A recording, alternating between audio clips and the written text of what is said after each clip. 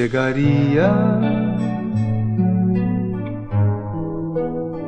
e te encontraria dormindo.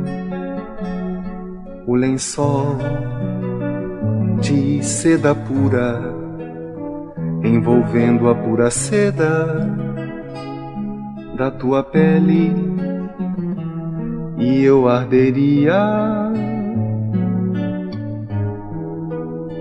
como uma noite de verão por todo seu corpo já desnudo, espalhado na cama,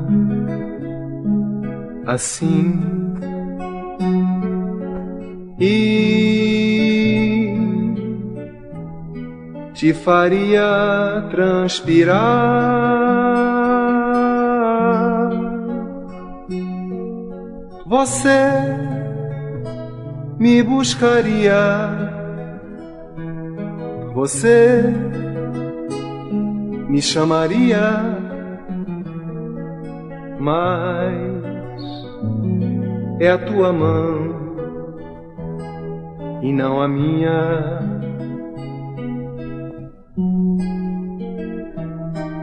Você se tocaria,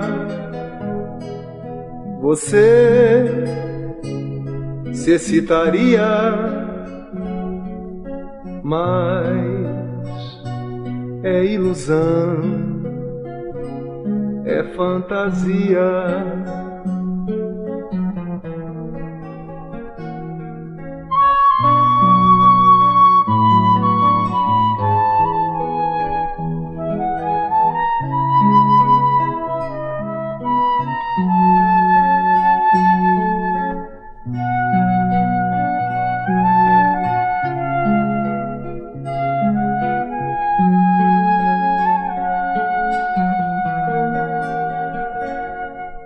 Você me buscaria, você me chamaria, mas é a tua mão e não a minha.